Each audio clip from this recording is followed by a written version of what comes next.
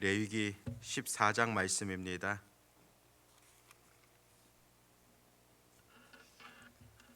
레위기 14장 21절에서 32절 말씀입니다.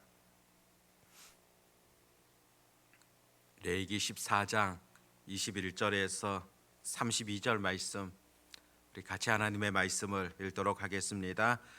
만일 그가 가난하여 그의 힘이 미치지 못하면 그는 흔들어 자기를 속죄할 속건제를 위하여 어린 순양 한 마리와 소제를 위하여 고운 가루 10분의 1 에바에 기름 섞은 것과 기름 한 녹을 취하고 그의 힘이 미치는 대로 산 비둘기 둘이나 집 비둘기 새끼 둘을 가져다가 하나는 속죄 제물로 하나는 번제물로 삼아 여덟째 날에 그 결례를 위하여 그것들을 회막문 여호와 앞 제사장에게로 가져갈 것이요 제사장은 속건제의 어린 양과 기름 한 녹을 가져다가 여호와 앞에 흔들어 요제를 삼고 속건제의 어린 양을 잡아서 제사장은 그 속건 제물의 피를 가져다가 정결함을 받은 자의 오른쪽 깃뿌리와 오른쪽 엄지 손가락과 오른쪽 엄지 발가락에 바를 것이요 제사장은 그 기름을 자기 왼쪽 손바닥에 따르고 오른쪽 손가락으로 왼쪽 손에 기름을 조금 찍어 여호와 앞에 7번 뿌릴 것이요 그 손의 기름은 제사장이 정결함을 받은 자의 오른쪽 깃뿌리와 오른쪽 엄지 손가락과 오른쪽 엄지 발가락 곧 속건 제물의 피를 바른 곳에 바를 것이며 또 그 손에 남은 기름은 제사장이 그 정결함을 받는 자의 머리에 발라 여호와 앞에서 그를 위하여 속죄할 것이며 그는 힘이 미치는 대로 산 비둘기 한 마리나 집 비둘기 새끼 한 마리를 들으되 곧 그의 힘이 미치는 대로 한 마리는 속죄제로 한 마리는 소제와 함께 번제로 드릴 것이요 제사장은 정결함을 받을 자를 위하여 여호와 앞에 속죄할지니 나병 환자로서 그 정결 예식에 그의 힘이 미치지 못한 자의 규례가 그러하니라. 아멘. 레위기서 14장 말씀을 보면은 나병에서 나은 자가 하나님 앞에 드리게 되는 그런 제사를 말씀하고 있습니다. 앞서 말씀들을 보면은 일반적인 그런 환자가 드리는 제사 제도를 가르치고 있다고 한다면은 오늘 본문 속에서는 그 나은 자 중에서 가난한 자들 그들은 어떻게 드려야 할 것인가를 기록하고 있습니다. 모두가 동일하게 그렇게 제물을 드려야 한다. 그렇게 하나님께서 전해 주셨던 것이 아니라는 겁니다. 오늘 본문의 말씀에 보면 속건제를 위하여서 어린 순양 한 마리와 또 소제를 위하여서 고운 가루 10분의 1 에바를 드려야 된다. 그렇게 기록됩니다. 그런데 22절 말씀에 보면 그의 힘이 미치는 대로 산 비둘기나 또 집 비둘기를 가져와서 속죄 제물 또 번제물로 드리라 그렇게 가르쳐 주셨습니다. 앞선 말씀들을 보면은 일반적인 경우에는 순양 한 마리 또 어린 암양을 드리라 그렇게 가르쳐 주셨는데 그것을 대신하여 가난한 자들은 비둘기를 드리도록 하나님께서 허락하셨다는 것입니다. 우리가 이와 같은 말씀을 통하여서 주목해 볼 수 있는 것, 하나님은 가난한 자들에 대하여서는 배려를 하셨습니다. 어떻게 본다면은 레위기서 말씀 하나님 앞에 드리는 제사 제도이고 또 어떤 형식을 드려야 한다. 형식을 말씀하시는 것처럼 느껴지는 그런 경우들이 있을 겁니다. 그런데 하나님께서는 그 어떤 형식에 매이는 것이 아니라 배려와 사랑의 마음으로 그 사람들을 대우하신다는 것을 분명 느낄 수 있지 않습니까? 그 사람의 형편, 처지 그것을 들여다보시는 하나님의 마음이라는 것입니다. 사실상 이와 같은 가르침들은 우리가 성경 곳곳에서 볼 수 있지 않습니까? 하나님은 지속적으로 약한 자들에 대하여서 관심을 기울이시고 또 사랑을 베푸시는 그런 하나님이십니다. 구약 성경 말씀을 보면은 특별히 고아 또 과부 나그네 된 자들에 대하여서 지속적인 그런 관심을 기울여야 한다. 그의 백성들에게 알려주시지 않았습니까? 실제 그들이야말로 사회적인 약자이기 때문입니다. 또 물질적인 면에서는 가난한 자들, 그들이 바로 약한 자들이지 않습니까? 그 약한 자들에 대해서 지속적인 관심들, 그런 사랑을 베풀어 주셨던 하나님의 분명한 마음을 우리가 들여다 보아야 됩니다. 신약 성경에도 보면 우리 예수님께서도 소자 또 작은 자들에 대한 그런 관심 또한 보게 됩니다. 지극히 작은 자들에게 한 것이 곧 예수님께 한 것이다. 그렇게까지 예수님 말씀하시며 전해 주셨습니다. 그럼에도 우리가 주목해 보아야 할 것, 가난한 자들에게 드리지 말라, 그렇게 말씀하신 것은 아니라는 겁니다. 오늘 본문에 계속적으로 반복되어지는 그런 표현 어떤 것입니까? 22절에도 그렇고 또 30절에도 그렇고 31절에도 마찬가지입니다. 그의 힘이 미치는 대로 해야 된다. 그렇게 전해 주십니다. 가난하다고 완전히 면제해 주는 것이 아니라 너가 할 수 있는 그런 범위 안에서 드려야 한다는 것을 그대로 오늘 표현하며 전해주고 있는 겁니다. 유대인들의 전통 문헌에 보면 오늘 본문과 관련하여서 이런 표현이 있습니다. 부자 나병 환자가 가난한 나병 환자의 재물 규정대로 재물을 바치면은 무효이다. 가난한 자들이 일반 나병 환자의 재물 규정대로 재물을 바치는 것은 유효하다. 그렇게 표현합니다. 가난한 나병 환자라 할지라도 하나님 앞에 드려야 된다는 것, 또 마땅히 해야 할 부분은 있다는 것을 우리에게 여전히 가르치는 그런 말씀이지 않겠습니까?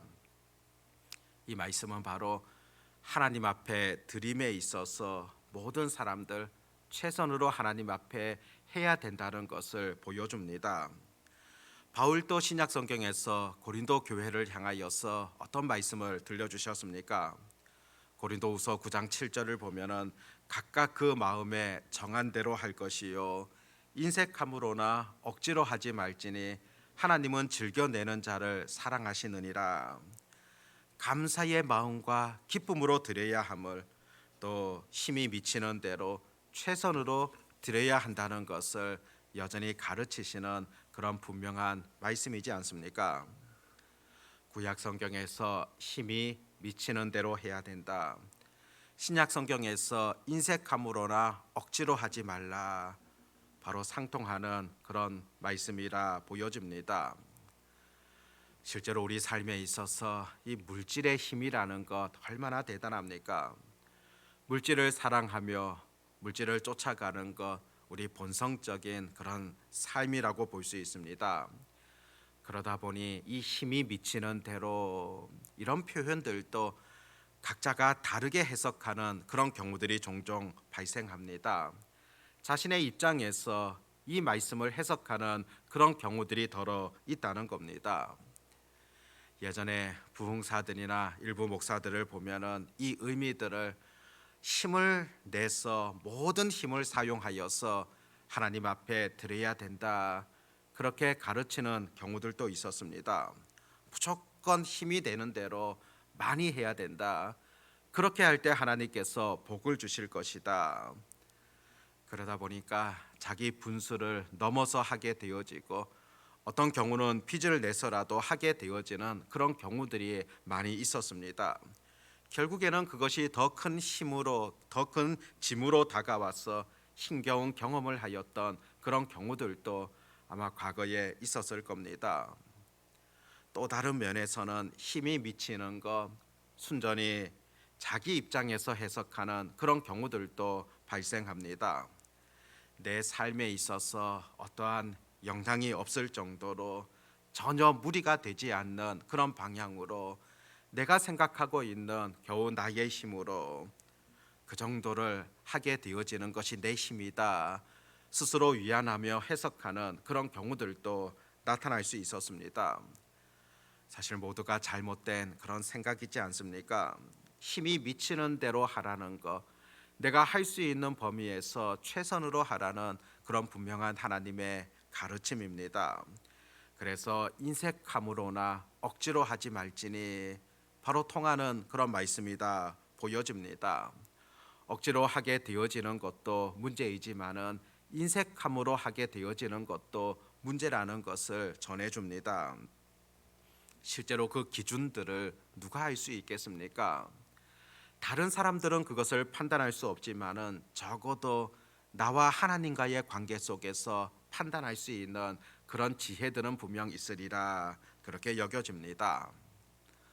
오늘 25절 말씀도 보면은 속건제에 어린 양을 잡아서 제사장은 그 속건 제물의 피를 가져다가 정결함을 받을 자의 오른쪽 귓부리와 오른쪽 엄지 손가락과 오른쪽 엄지 발가락에 바를 것이요, 정결함을 받을 자의 오른쪽 귓부리, 오른쪽 엄지 발가락, 오른쪽 어, 엄지 손가락 바른다 그렇게 기록을 하고 있습니다. 우리가 지난번에도 살펴보았지만 귀라는 것은 듣는 것이고 손과 발이라는 것은 직접적인 행동을 뜻하고 있는 그런 말씀이지 않습니까? 깨끗하게 되었음을 선포함과 동시에 앞으로 하나님의 말씀을 들음을 통하여서 그 들은 대로 살아가야 된다는, 행동해야 된다는 그런 의미도 그 속에 담겨져 있다 보게 됩니다. 결국 나병 환자에게 있어서도 이 정결 예식이라는 것, 이것을 통하여서도 앞으로 하나님의 말씀에 대한 순종을 요구하시는 그런 하나님의 분명한 뜻이 있음을 보게 되어집니다. 실제 이 나병이라는 것, 사람의 신경이 마비되어져서 무감각하게 만드는 그런 병이지 않습니까?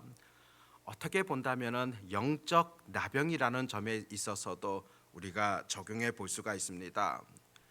자신의 죄악된 행동들이 있고 잘못된 길로 걸어가고 있지만은 하나님의 말씀에 대한 것 적용하지 못하는 그런 안타까움들, 영적인 나병이 얼마나 무서운가도 우리가 보아야 한다는 겁니다. 내가 어디가 아픈가 그것을 깨닫고 알게 되어진다면은 치료의 방법도 찾아갈 수 있지만은 아픔에도 불구하고 무감각해져 있다면은 더 큰 어려움으로 나아가지 않겠습니까? 내가 지금 영적으로 죽어 있는데, 영적으로 지금 무너져 있는데 그것을 깨닫지 못하고 지속적으로 어둠의 길을 가고 있다면은 정말 영적 나병에 걸린 자의 그런 삶이지 않습니까? 영적 나병에서 해방될 수 있는 것도 바로 하나님의 말씀을 통하여서 가능하고, 말씀에 대한 순종으로 나아갈 때 바로 그곳에서 해방되어지는 그런 길이라는 겁니다.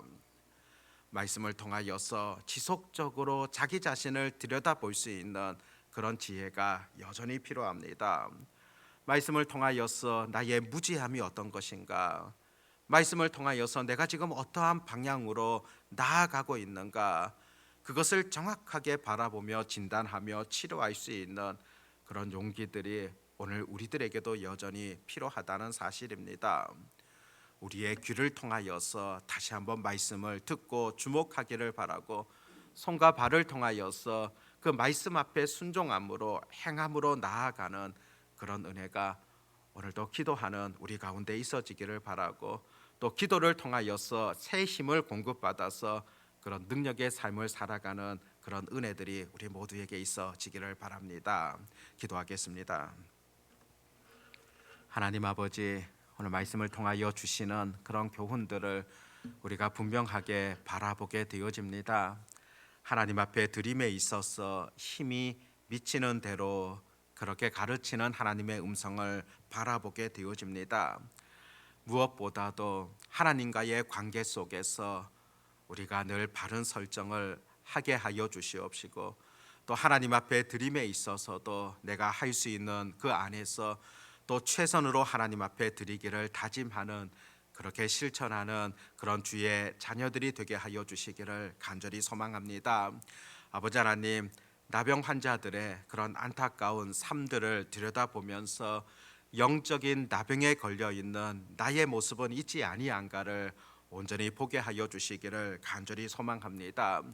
영적으로 무감각해져 있으며 하나님 말씀 앞에서도 자기 자신을 들여다보지 못하는 안타까운 삶은 있지 아니한가를 꼭 보게 하여 주시옵시고, 말씀으로 거룩해지며 그 말씀 앞에서 순종함으로 나아가는 그런 결단이 늘 우리 가운데 있게 하여 주시옵소서. 아버지 하나님, 오늘 토요일 또 내일 거룩한 주일 하나님 앞에 예배하게 되어집니다. 특별히 내일은 성령 강림 주일로 우리가 지키게 되어지는데, 무엇보다도 성령 하나님을 이 땅 가운데 보내어 주셨던 놀라운 하나님의 사랑에 감사함과 더불어서 우리가 성령 충만의 삶을 살기를 다짐하며 또 말씀과 기도를 통하여서 더욱더 성령 하나님과 아름다운 교제를 나눌 수 있는 그런 은혜가 있게 하여 주시옵소서. 아버지 하나님, 죄악된 본성을 가지고 이 험한 세상을 살아갈 때 늘 넘어질 수밖에 없음을 고백하게 되어집니다. 내 힘과 내 능력으로 살아가는 것 아니다, 전능하신 하나님을 온전히 의지하며 또 성령의 은혜로 성령의 충만함으로 이 땅을 살아갈 수 있는 그런 은혜 있게 하여 주시옵소서. 준비된 예배를 드리게 하여 주시옵시고, 하나님이 기뻐하시는 그런 예배를 드릴 수 있는 모든 하나님의 자녀들 되게 하여 주옵소서. 오늘도 하나님의 말씀 가운데 은혜 가운데 거하기를 간절히 소망하오며 전능하신 우리 주 예수님의 이름으로 기도드립니다. 아멘.